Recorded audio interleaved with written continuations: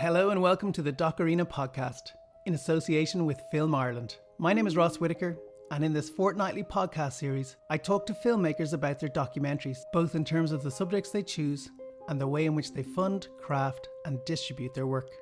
In this episode, I'm delighted to speak to Jamila Wignot about Ailey, her feature doc, which is available in cinemas and on demand across Ireland and the UK from January 7th, 2022. The film is an immersive, archive-rich profile of groundbreaking and influential choreographer Alvin Ailey, founder of the Alvin Ailey American Dance Theatre. The film captures this brilliant and enigmatic man who, when confronted by a world that refused to embrace him, was determined to build one that would. Here's the trailer. Do you feel as though you had to sacrifice anything to stay in dance? Everything. The Alvin Ailey American Dance Theatre is one of the most important contemporary dance companies in the world. People were just, oh my God, they'd never seen anything like it. Choreographers start with an empty space, a body or two, and we say, carve this space. I love creating something where there was nothing before. I was born in the Depression, 1931. Rural country, tough times. When I was 14, I discovered the theater. And it touched something in me. But there was no bodyguard. Alvin entertained my dreams that a black boy could actually dance. Being able to say through the choreography, I am, it transcends dance. I had my own ideas. Not just to do a step, but to feel something. He was working at a feverish pitch, totally immersed. People say, why is he doing that now? If you're a black anything in this country, people want to put you into a bag. This is what he took up as his crusade. Alvin's protest was on the stage. And I want to feel all the anger, the sense of cursing at the outside room. I wanted to do the kind of dance that could be done for the man on the streets, the people, that it was part of their culture. And that it was universal.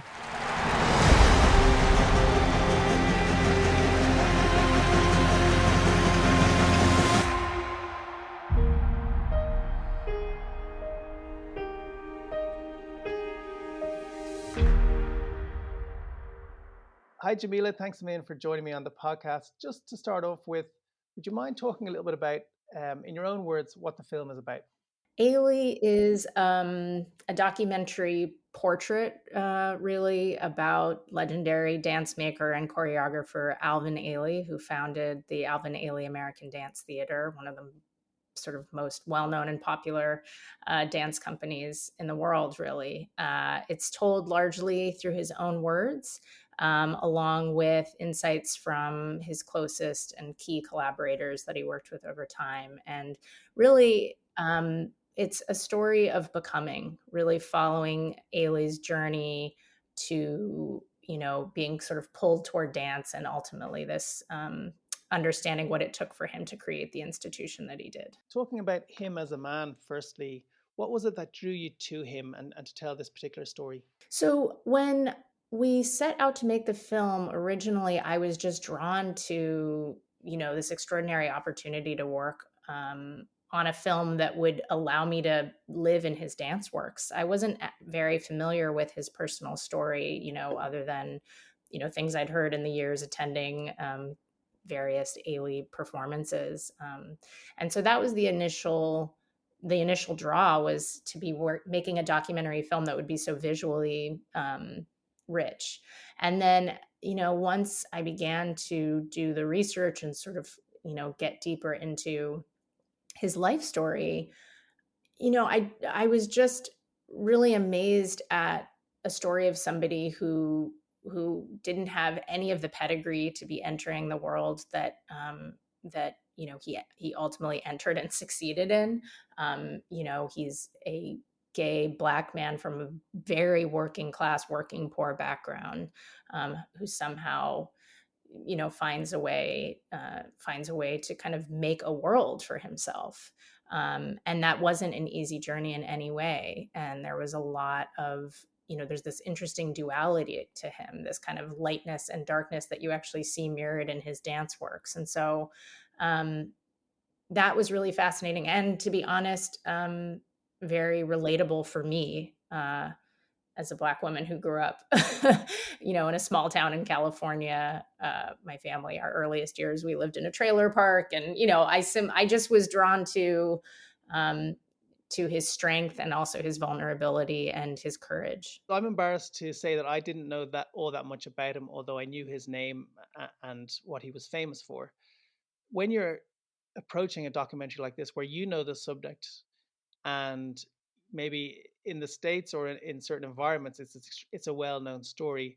How did you think about balancing that so that people could come to it entirely new at the same time? Yeah, and what's so intriguing is that I don't think even in the States he as a person is very well known. The company at this point is who and what he is. He is sort of synonymous with this dance company, and it's been many, many years since he passed in 1989. And so I think some of the success of the company has eclipsed the founder. For me, in approaching the story, I just wanted to be with him and live with him, and I'm really interested in point of view. And so it wasn't so much to try to create a film where we were trying to get buy-in to say, or it wasn't about working too hard to sort of create a film that's for the uninitiated in any way. It was about, if I can make you fall in love with this character, this subject, because he is, for me, immensely relatable and lovable, and his journey is so extraordinary. I wanted to create a film that would hook people into that, so that what you were interested in is being with him on his road to discovery. I think at the top of the film, one of the things we struggled with was sort of the opening, and we, for many, many, many months, had a film that just sort of, you were right in with him, and the notes we were getting back, or that, it's that we have to give somebody a little bit of something. So it's interesting that we ended up deciding to open the film with him receiving his highest honors. And not to give away too many spoilers, but that you later find out in the film that, in fact, that moment is incredibly fraught and complicated for him for many reasons. So yeah, I think what was so wonderful about working on this film, and what's been so wonderful in the screenings that I've attended here, and even feedback I'm getting from people who work with and have danced for the Ailey organization, is that they are discovering him in whole new ways. And seeing him in a new light. So that was kind of the great part of it. Yeah, it's a really enjoyable experience to feel like you're watching a master at work to a certain extent, but then his personal life or his internal life is more so revealed as you go through it, which is really rewarding as you're going through the film. When you're dealing with a character that is new to many of the audience, that you kind of have to earn the right to go back in their story, and where you go back to in their story. And it's a really tricky editing question that you've touched on there. Can you talk a little bit more about that, and how much you felt you had to reveal before you could kind of go back in his life? Because to me, chronology is always very helpful, because someone's life unfolds in a certain way. And if you bounce around too much, then you can actually lose the emotional weight of certain events and how they happen. So I'd be interested to know kind of how you approach that. Yeah, so that was so tricky. And we had a film that was like very, very chronological for a long time, including holding off on arriving at his first dance work, Blue Suite, for like a really, really long time. And what happened was we were making a film about a dance maker, and it was like, but where is the dance? We had, we deliberately were making choices in our archival selection about his, early years, particularly those critical years in Texas that are so deeply a part of the kind of early dance works that he makes, his Blood Memories. And we were making deliberate choices to always include obviously when he's talking about the sort of social dance world that he encountered, we could show that. But even in stuff that was just, people, it was always images that were in movement, so that part where he says, I remember people coming home in the twilight, and we found that great piece of archival of these bodies in silhouette, coming home, trains moving, people crossing fields. But it was, for a long time, it was like, well, are we ever going to get to the dance?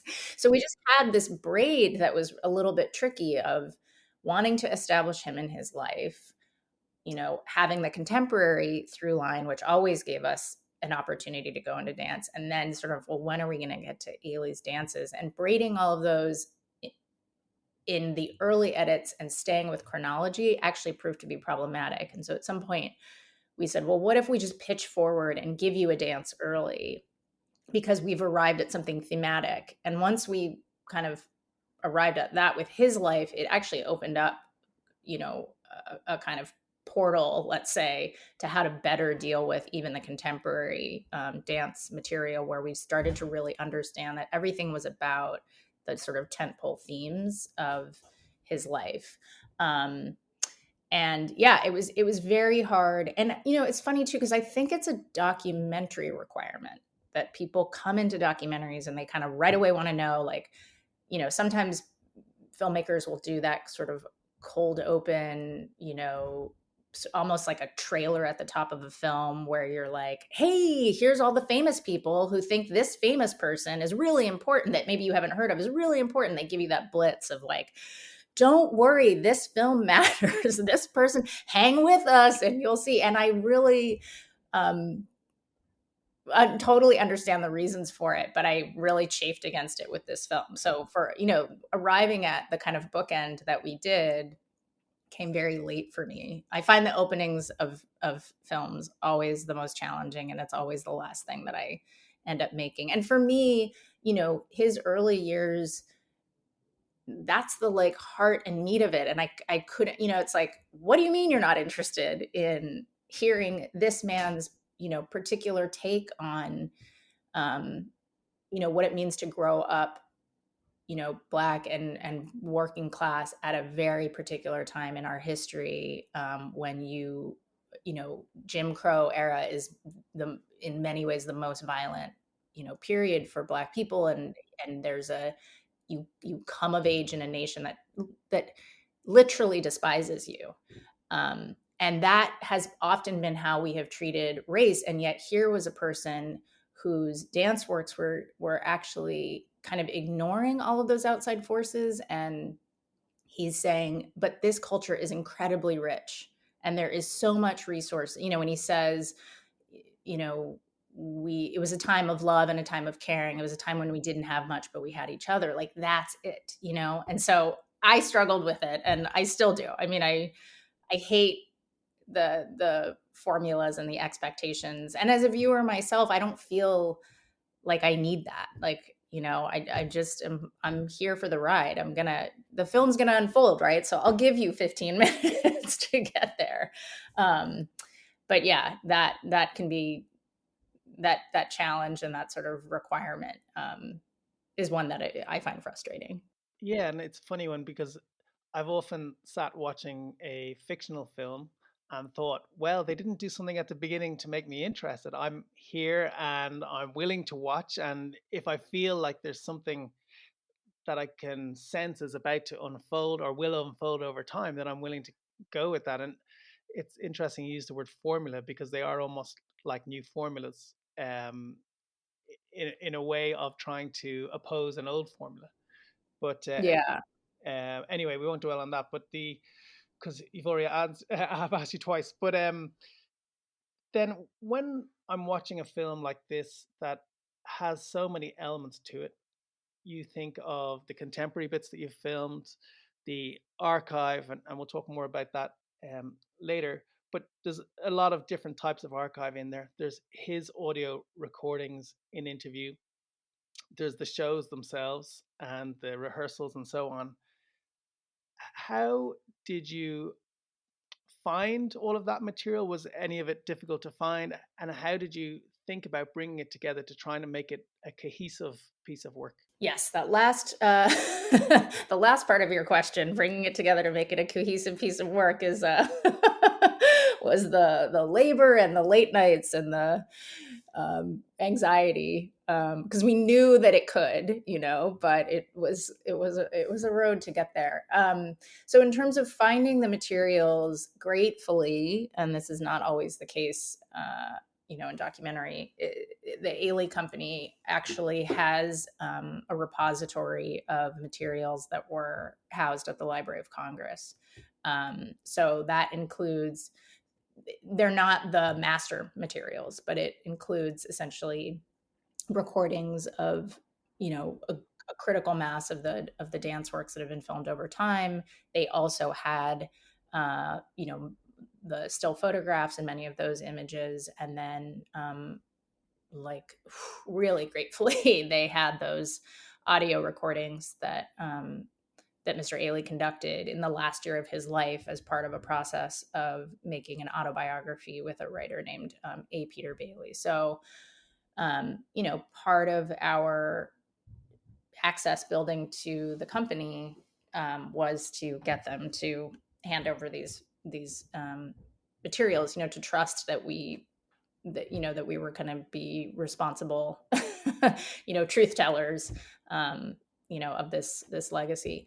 So that material was really amazing, but we actually got that, after we had already started filming with the company. So we did the rehearsal filming first. And that was another kind of moment of serendipity. When we approached the company to first pitch them on the idea of making the film, we said, Ailey's legacy, Ailey doesn't die in 1989 in the sense that his vision and his legacy carries on. So for me, a portrait that would just be birth to death would be not a true portrait of him, because really it is true that there is a kind of spirit that lives on. So we said, we'd love to have access to the company in some way, like maybe there's a young dancer.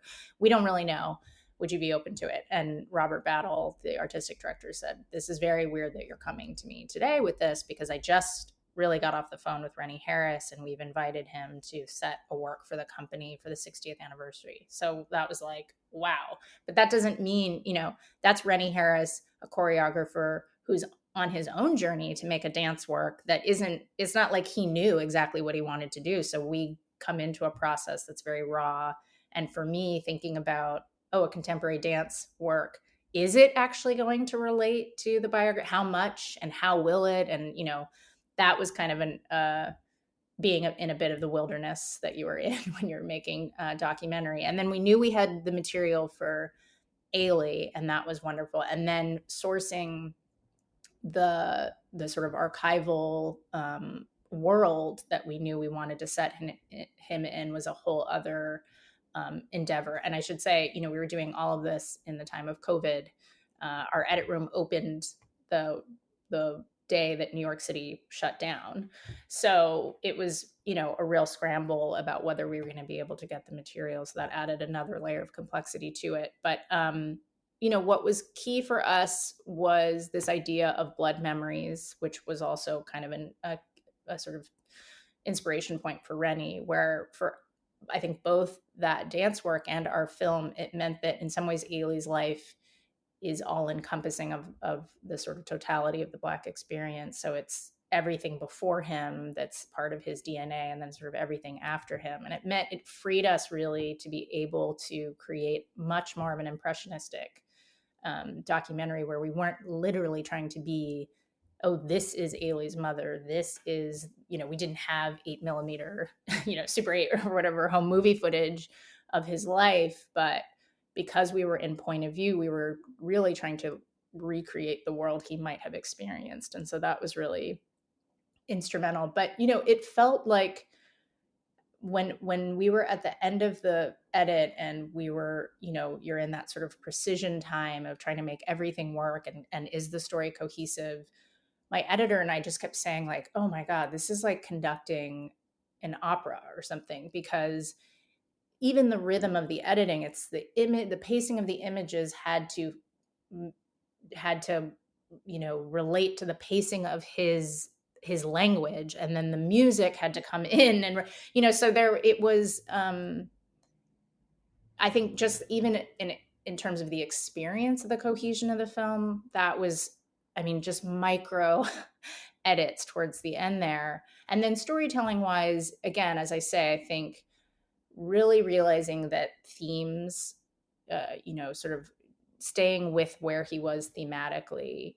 So, discovery, joy, triumph, loneliness and alienation, mental health. We were finding ways that the work that Rennie was doing was really channeling that spirit, or channeling that kind of emotional journey. And it's no coincidence, I think, that, we started to feel like the film had to feel like an evening of dance, because Ailey's dance works are so deeply personal. So when you're watching Revelations and you're thinking about the emotional journey that dance work takes, it's because he is saying, this was my journey too. And so we had a guide there, but I mean, yeah, looking back, I'm also like, how did we get here? I mean, it was really a challenge, but staying with him thematically was really what was key. Yeah, and I think it so often is that the themes are what guide you. You kind of start with the story, but then you when you start understanding what the story means in terms of themes, then you almost have to remake it again, don't you?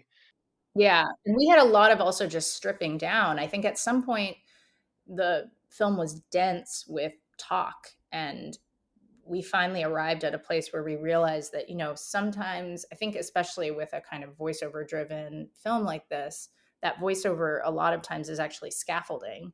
And you arrive at a place where you realize, oh, actually, image is working enough now that in tandem, the words and the picture are doing the work. So we can start to pull out some of this unnecessary, too obvious, or, for us, we thought,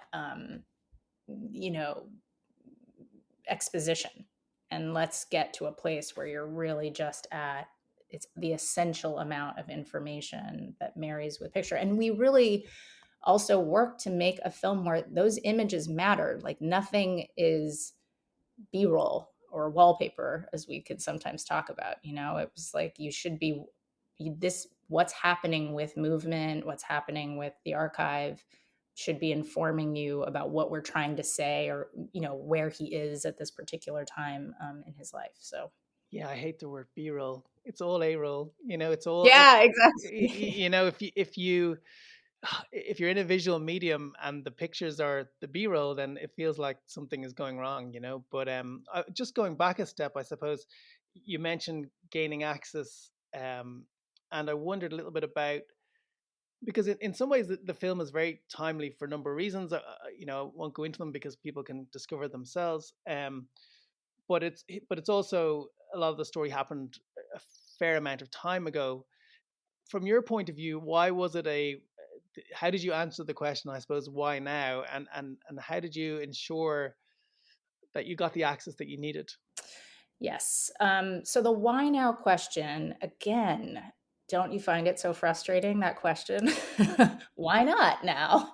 And I think with somebody like Alvin Ailey,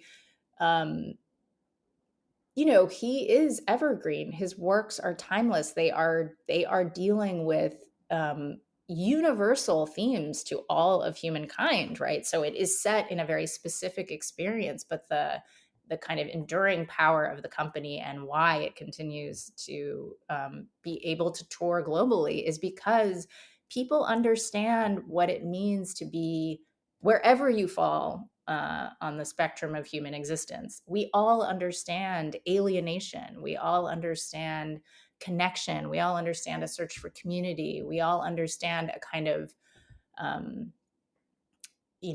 the need for transcendence. And I don't mean that as, we escape, we finally succeed and arrive at the place of maximum joy and happiness. I just mean we yearn for a kind of sense of wholeness. And I think so many of his dance works are dealing with those kind of essential, if you want to call them Shakespearean, right? Like themes.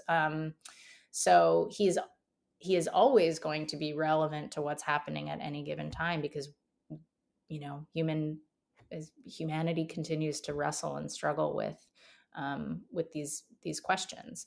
At the time that we started making the film, it was end of 2017 when we were thinking about it, 2018 when we secured access to the company. So, you know, a lot was happening, you know, in the United States in terms of these sort of waves of, you know, the sort of, unfortunately, deeply unfortunately, the continued struggle of Black people in this country remained very real. And it's partly, you know, I think you see that in a very visceral contemporary way through Rennie Harris's work, Lazarus, which was why we were so excited about working with him and how he was going to treat those dances. So, you know, so I think we just made a case for his evergreen nature, but it took us 5 years to get the film made, in large part, I think, because people, you know, dance is not the most supported of the arts here. And, you know, who was this guy and does he really matter? You know, all those questions that we had to kind of duke it out and battle and show people,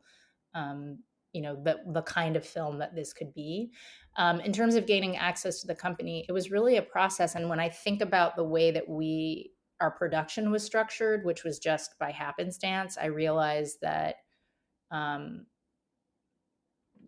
that was a kind of dance with, you know, we went to them, we explained the kind of story that we wanted to tell, and they first gave us access to filming the rehearsals because that was sort of first up.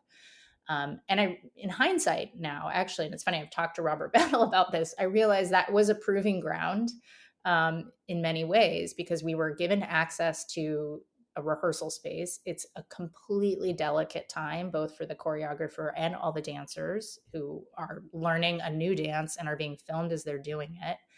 And we always intended to have a kind of fly on the wall, unobtrusive approach. But I think we showed over those 5 weeks, we showed the company the way that we can be here and be present, but not be intrusive, getting in the way, bulldozing, or, you know, any of those things. So I think that was one space of earning trust. And then I typically like to have conversations with every person that I interview before I film them. And so I had lunches or phone calls, or multiple lunches and phone calls with many of the people who were in the company, because I want them to get to know me, and to be able to ask me questions freely outside of the filmed space, and you know, and to develop a kind of rapport that hopefully carries over into the interview setting. And so again, another space where I think they could get a sense of, you know, the approach that we were taking. And then, you know, getting the archival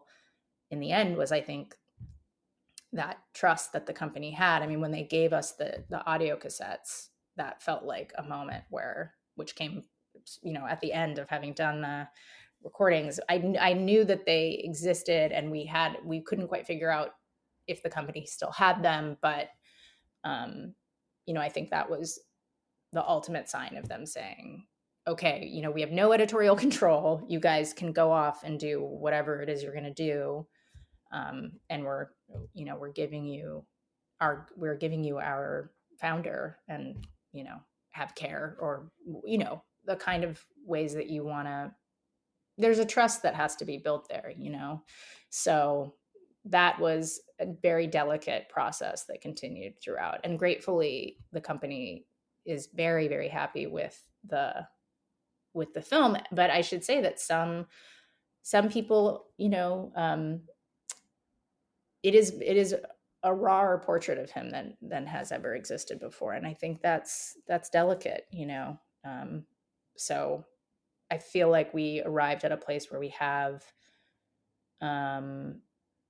you know, we put something out there that's true, and it's warts and all, to the degree that it could be warts and all, because he remains elusive still, which was something that ultimately we, in making the film, decided to just accept. Like, the absence, the very fact of the absence is a statement in and of itself. And it's interesting to have dealt with somebody who maintained so many of those barriers, right? I'm going beyond your question here, but um, but yeah, I mean, all of that, is the hard work of making these kinds of films, right? That access building, especially, is very challenging. That difficulty of just allowing him to be himself, and not trying to confect something to go, to maybe find a way of drawing him more out of himself than he was. You say that at a certain point you accepted that, but was there a journey to accepting that, or things that you tried along the way? Yeah, they're very much so. I mean, it was a source of, real frustration, because he compartmentalized so well. And so there was a way he worked in the world of dance that was, you know, so self-conscious, I guess, let's put it that way. He knew that there was a kind of persona to present, and then this other side of him that we really couldn't find people who had access to it. He wasn't really spending time with the company with company members outside of the dance world.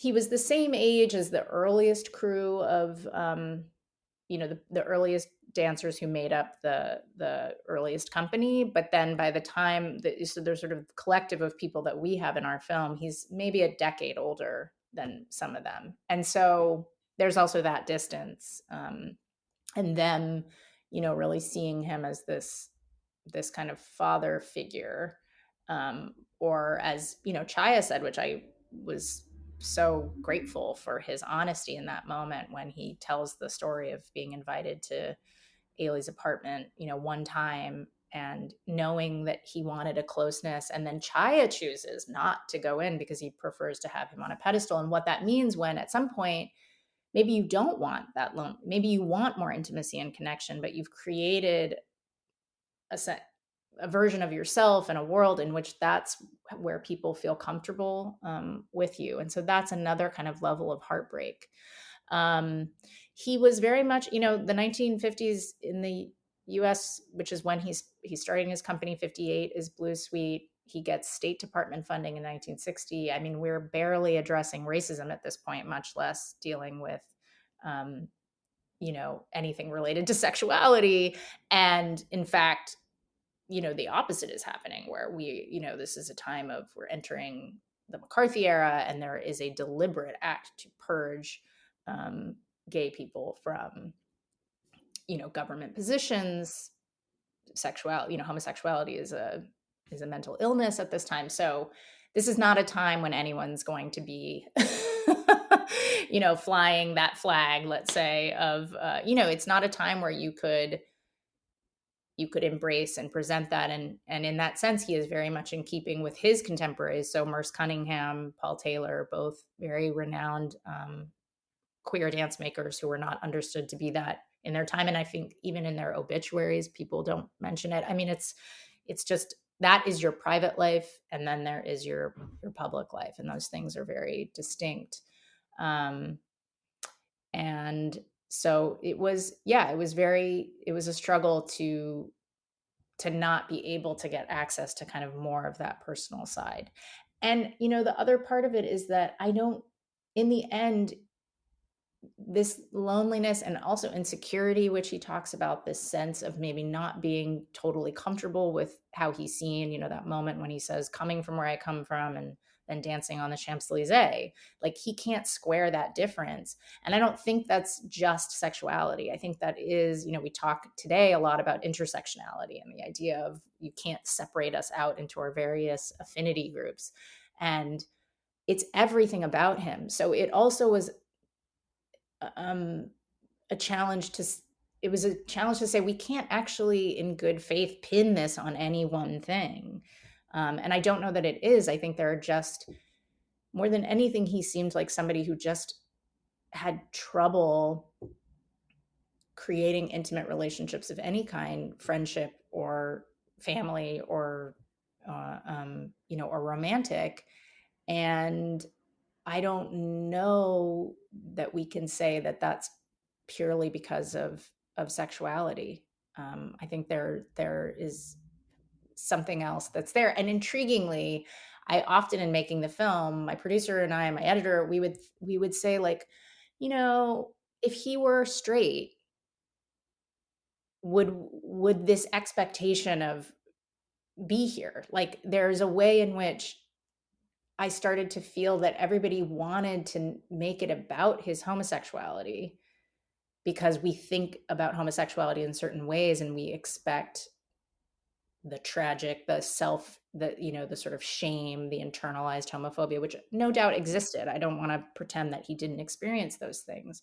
But it became clear that, like, if this were a film about, a straight artist who had no intimate relationships of any kind, I don't think people would care, like, oh, but who was he sleeping with? And why didn't we get access to that? And, so there was some interesting, I just started to think about, even the expectations of, what we expect when we come to stories dealing with queerness. And so that also became it remains a huge question mark for me. And it's why I ultimately was not interested in having anybody kind of speculate about those things. I think loneliness and vulnerability and inability to create intimacy is, again, universal, regardless of, your sexuality. So that's the person that we were, presented with. I feel like it's better to understand that he was like that, and that he was kind of covert, and that he was influenced by these multiple pressures that were on his life.